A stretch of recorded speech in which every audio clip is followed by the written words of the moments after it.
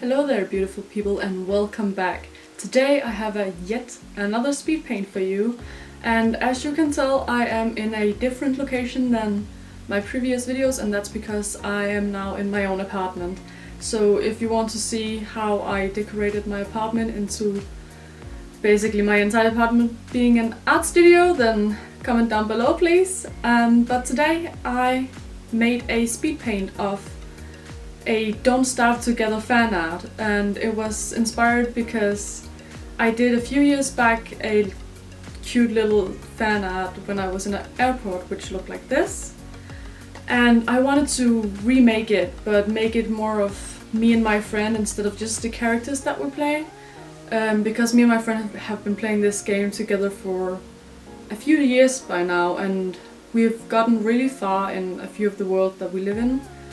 And the world we're currently playing, which have the most insane setup, we are at day 440 or something, which is pretty far, about like our 5th winter or something. And I just really enjoy playing this game with her. It's so zen and just so fun having this quality time with her. So I decided to make this little fan art of our characters and what we value in the game, and just like a cute little project for just me, but I am intending to gifting this piece to her because I think she would like it, because I would hang it myself in my apartment, but I have angled roof, so there's very limited space, and I have right here next to me all my portraits, and that's almost the only limit I have for hanging things, and I want my portraits to be there because I like them a lot. But this piece was very fun and I enjoyed it quite a lot, so I hope you like it too. And I have made both a sketch phase where you see my process and what I was thinking, and then the entire speed paint where there's also a voiceover, so you can skip through it if you want, just me here talking. But yeah, you can skip to either the sketching part or the speed paint part, and I hope you like it. Thank you.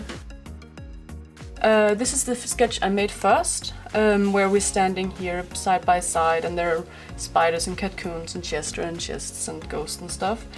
But I felt it was too static in some way, so I played with new poses, so with me holding the lantern, going exploring, because I don't really like fighting things, because I have Abigail to do that for me because I'm super scared. So yeah, this was some references of me like holding a lantern, and my friend Kat here in action poses, and she said that she liked this one the best, so that's one I wanted to go with. I hope you can see them on the screen. And then I started again on a pose for me, but again this was too static, so I moved on to one over here. If I can get that closer to the camera. Maybe I can zoom in because this is the final sketch. Whoop. Yeah. Maybe like that, yeah. So here I am holding a lantern, and I have Abigail and a pipspook and a chest and Chester. So that's my part of the piece, and I really liked it. There's like, I wanted a little shocked expression or so, for like, oh, I'm going exploring, and my friend over here just action pose about to kill a spider which looks super scared, and her cat coon at her side and stuff. So this was way more dynamic for me. It was way more fun to look at as well, like a little bit more interesting. And from this I went on to the final sketch, which I have here. And I have to zoom out again. There we go. Okay, so here again from the final sketch I have myself here, Pipspook, Abigail, Chest and Chester, and Katrine, her cat coon and a spider. And I considered putting her cat coon in front of her, but I felt it was too obscured, also because she's crouching down, so she's more centered to the piece, so I wanted to put it in the back. And then the spider here to the side. It's a little further out, which I don't think matters too much. And then the outfits, this outfit she chose and it's very warrior-esque, and her Vickford helmet.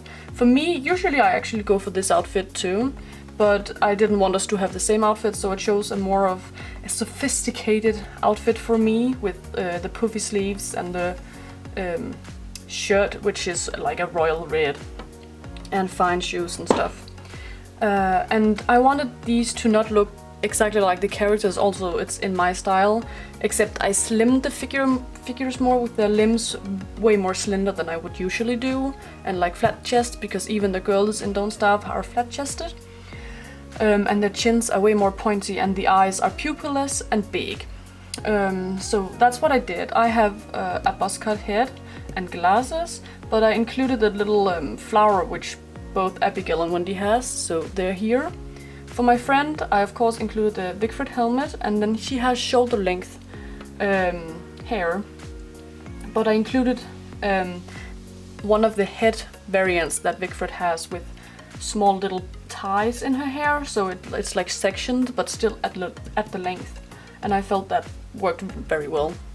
And the rest is just her outfit, but just stylized to me, because usually their bodies are very small, so you barely see the legs before the boots, because the shirts are so big, but I felt it would be a dress if I did that in this style, so I had to modify them a lot to make it fit. Onto the light box. And we are back, and with the magic of editing, it only took a second. But for me, in real life, it took over a month, because the day after I finished the line work and decided to start coloring it, I broke my right hand. Yes, but I got the cast off last week and I have finally regained a little bit of strength, so now I think I am positive to sit down and color this. But it was a tough month, or 5 weeks almost, before I could sit down and draw again, so I am so excited to get going again. And yes, I did the line work with black ink, and I am going to color it with my Inktense colors over here and watercolor. And then over on my PC I have some references how things look in the game, with colors and stuff, and how things are designed, but I also want to add my style into it with the more softer and vibrant colors, but let's see how it works, shall we? I started out with the background, and I wanted this red color for the sky because it symbolizes the dusk in the game, and I kind of like the dramatic feel of dusk. And I wanted to start off light and then go darker, because that's easier with watercolor, but also keeping in mind that I'm not gonna saturate the paper with too much water, because even though it's very good paper, it's gonna have some tear in it. And then I went in with base colors for the characters, and I had my references on my screen, and the colors in the game are less saturated than what I usually do, so I wanted to incorporate more saturated colors in the clothes and in the people as well. And like, this is just having a base and trying to figure out how the colors play together, because I know that my shadows are gonna be red so it matches the sky, and my highlights are gonna be yellow for the portal behind the characters. And I really like this process, even though it's very tedious, and at the end of the base color phase, I'm like, nah, this is not gonna turn out, like, that's the ugly face. And it's a fun and also rough point in the image to have that, oh damn, should I continue? And in the end, of course, I do, and the end result is really good. And we chose to have an icebox Chester, because me and my friend always turn Chester into an icebox whenever we can, because it's more convenient and he looks super cute as white. The most annoying thing is when the dogs get to him and kill him, so he returns as a regular Chester.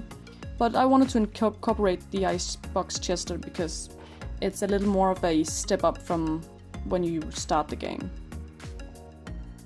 And I chose to just keep the style of the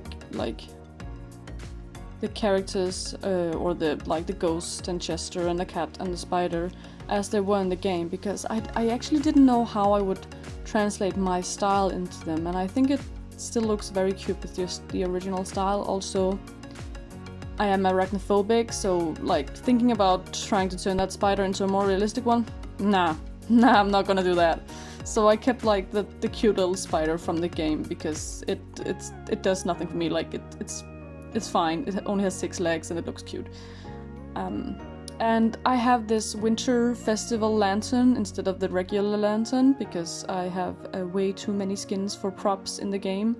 And my friend is holding a spear which only Vegfrid can make, and she also makes one for me. And I usually also have a helmet, but I just wanted to keep our characters as complementary as possible and not too similar, because I also have that spear and that outfit usually and the helmet, but then we would look too similar, so I wanted to go for the explorer look for me and the warrior look for my friend.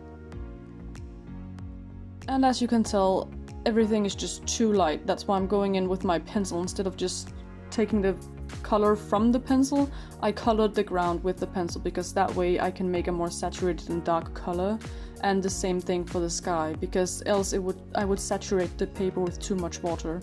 So this is an easier solution, but the tricky part is that some of the pencil marks will still be on the paper, but I mean, it's fine.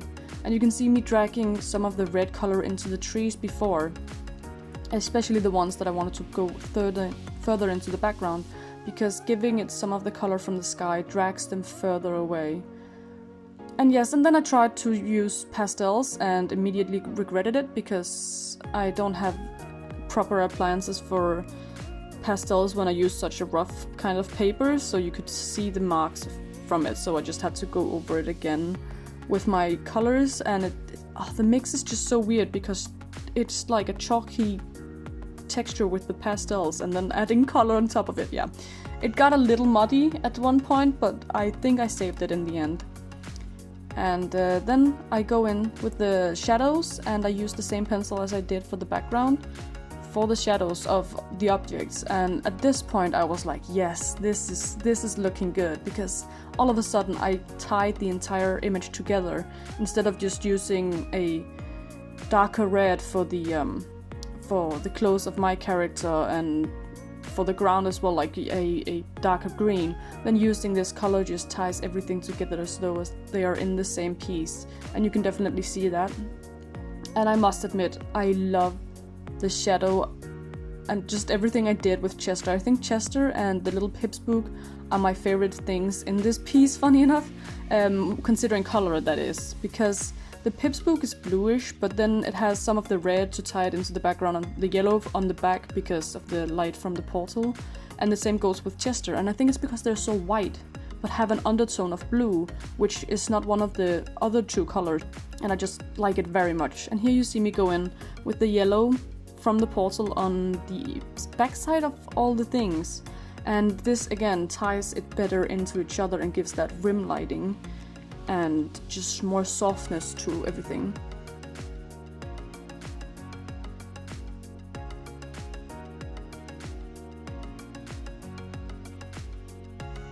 And yes, then I went in with the pencil from the background and just colored in manually, if you can call that, with the pencil, just to darken up some areas and give some texture to things.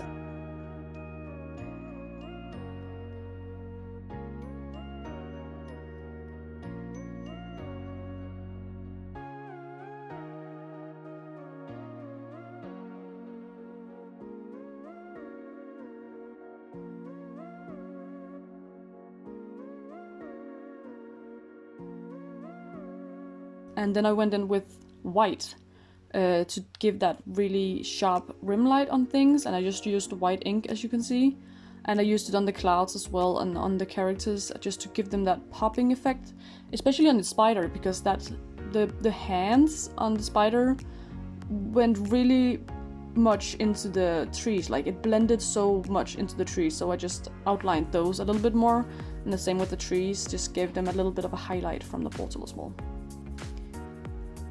And I wanted to just make this a little bit more of a don't starve kind of feel, so I added a border around it. And this border, or this kind of border, is around so many things in the image. I wanted to make it look like one of the screens when you open the game, or maybe a loading screen when you go into the game. And so I added this border, and later on you will see in the final piece that there was a little bit more detail added to this border. Right now it's very stark, like there's not much detail in it, so I added some strands, a little more sketchy feel to it, because right now it's just too flat. But that's basically all I did, and it really gave me that Don't Starve feel with the border around everything. And I am so happy with how it turned out and the final result and everything.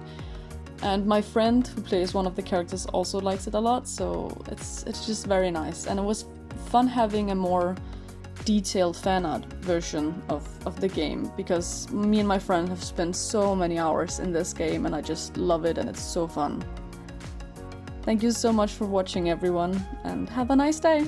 Bye!